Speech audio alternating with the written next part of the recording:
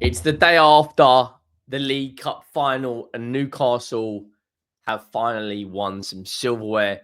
I want to talk about how they won that game and how good that Newcastle performance was across the board. From Tonali and Joelinton, Bruno Guimarães for the captain's performance, Murphy and Isak, the defensive performances of Schär and Dan Burn, Nick Pope as well.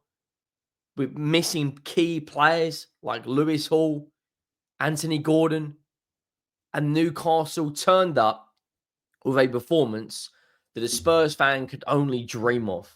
We would never, ever turn up in a final the way Newcastle did yesterday. We haven't won silverware in nearly 18 years. And I think Newcastle fans deserve that. The long wait is over. And do you know what? Fair play to Newcastle. They travelled in their numbers. Their support for their team is unmatched. And it was a really, really good performance. You know, fair play to Newcastle. Congratulations. Make sure you go down, drop a like on the video if you haven't already. Make sure you have hit that subscribe button. We're just at 48K, so big up to every single one of you. But the grind doesn't stop. And 90% of you, yes, you, haven't subscribed. So what are you waiting for? Watch the content. We're about 800 subs of 49K. But I want to look at that game in a bit more detail. And I want to talk about this midfield of Joelinton, Bruno Guimarães, and Tonali. I would go as far to say as right now, for me, that's the best midfield in terms of the balance in a midfield.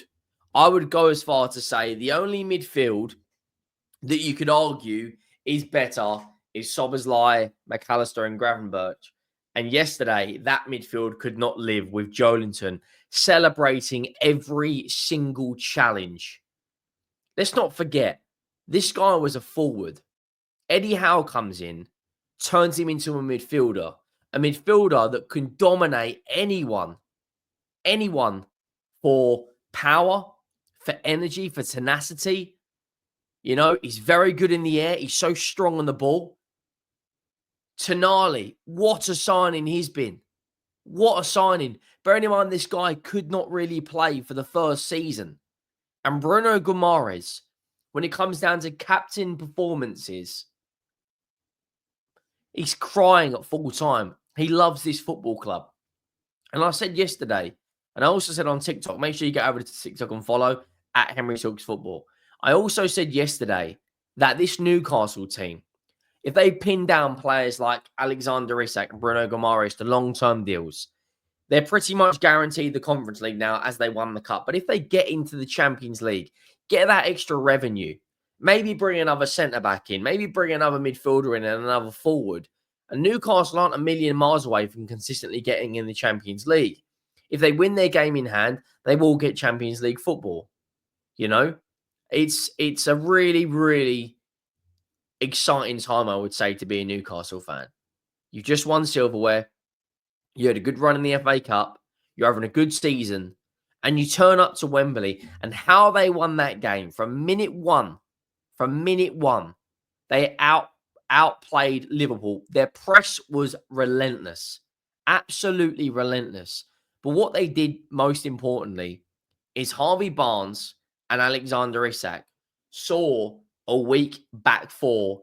No Trent Alexander-Arnold, no Connor Bradley, no Joe Gomez. And what they did was they battered them from set pieces and they made 5 or 6 decent balls, and with the runs in behind, they killed them. It's absolutely criminal to put McAllister on a set piece marking Dan Burn. Whose ever idea that was, whether that was a set piece, if that was a set piece that did that, if that was me and that was a Spurs set piece, I would have sacked him. People might say that's reactionary. People might say that's negative. In a cup final, to put a guy that's 5'8", 5'9", marking a guy that's 6'7", and you saw that from the first set piece. You saw that from the second set piece. You saw that from the third set piece. They still did not learn. And the fourth set piece, they got the goal. Don't get me wrong. I understand why Liverpool have got Konate and Van Dijk. in and around the 6-yard box because that's where most goals are scored from corners. But what are they doing? Leave one on the 6-yard box and put Van Dijk on Dan Burn. They didn't. Newcastle kept doing it, and he scores from about 15, 12 yards out, whatever it is. It's a bullet header, prime Alan Shearer into the bottom corner. But that midfield dominated Liverpool. And it's very rare that we say Liverpool's midfield have been dominated. You know, like I said, they're only 2 points off top 4. If they win their game in hand, which I have a feeling maybe Crystal Palace, right? And they have a strong start to the end of the season, sorry. I said that I think Newcastle will finish 3rd. I could be on. I thought that Newcastle would have a really, really strong end to the season. They've got killers. Alexander Isak. The only number 9 I think you could take right now over him is Robert Lewandowski and Kylian Mbappe. As a number 9, he's goal threat. It's kind of like he's got a fear factor in him now. He's dribbling, he's decision making, he's hold up. Could have had a brace or even a hat trick yesterday. And doing that without one of your best wingers in Antony Gordon. You know, Murphy stepped up. A guy that I have heavily, heavily criticised this season, stepped up and delivered. But they just outfought them, outworked them, and they deserve that bit of silverware, you know? But they have to build on it now. Excuse me. Go in the summer, bring in someone like Brian Mbeumo, right? Bring in a midfielder and bring in another defender and go again. This is a side, by the way, that sold Elliot Anderson, a guy that was sitting in with the Newcastle fans celebrating. You know, they've had to sell big players over the years. They don't really go out and spend a huge amount of money. They don't go and sign superstars. And before anyone says Bruno or Isak, they were not superstars when Newcastle signed them. Eddie Howe's coaching has turned Isak into one of the best number 9s in world football. Eddie Howe's coaching has made Newcastle really, really hard to beat. Bearing in mind they've beaten Arsenal 3 times this season. Home and away and at home in the league. And they beat them at home in the league last season. They beat Chelsea, Arsenal, Liverpool, and Nottingham Forest in that cup run. That's the top 4. The top 4 sides, you know? Fair enough, they've taken a couple of defeats recently against Newcastle and Man City, but they won't care. They honestly won't care. You know, they've got a decent run of games coming up as well. I think I'm looking at the next 8 games, and I think Newcastle can really have a strong end to the season. They got Brentford at home. I expect Newcastle to win that. Leicester away. Anyone can beat Leicester right now. Manchester United are in decent form, but I think they will win. Crystal Palace are in decent form. You know, out of their next 6 games, they've got 4 of them at home. St. James's? Can't remember the name. St. James Park, whatever it's called now. I can't remember now. Yeah, St. James's.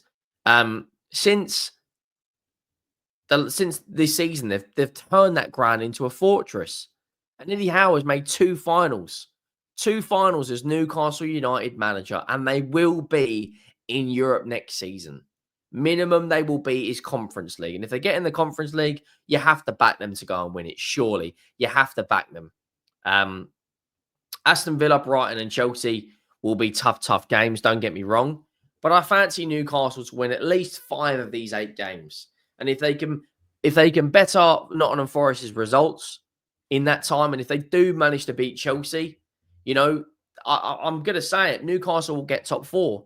I really, really fancy them to. That they're an unbelievable side right now. They're performing on all levels. They are, you know, deserved winners of a trophy. And if they can keep this going, have a decent transfer window, then who knows? Who knows? What can this Newcastle team actually achieve? Because I think the way they're playing right now, they have got all of the capabilities to go out there in the summer, have a decent transfer window, hold on to their better players and build on this. You know, let me know your thoughts down below. Drop a like on the video. Make sure you have hit that subscribe button. Get over to the second channel and subscribe on there as well. We will be posting a lot more content on there. And we're pushing 1,000 subs on there. So yeah, let me know your thoughts. Do you think Newcastle will pin down Bruno Guimarães and Isak to new contracts? Do you think they can get in the top 4 this season? Let me know your thoughts down below. Make sure you drop a like. I am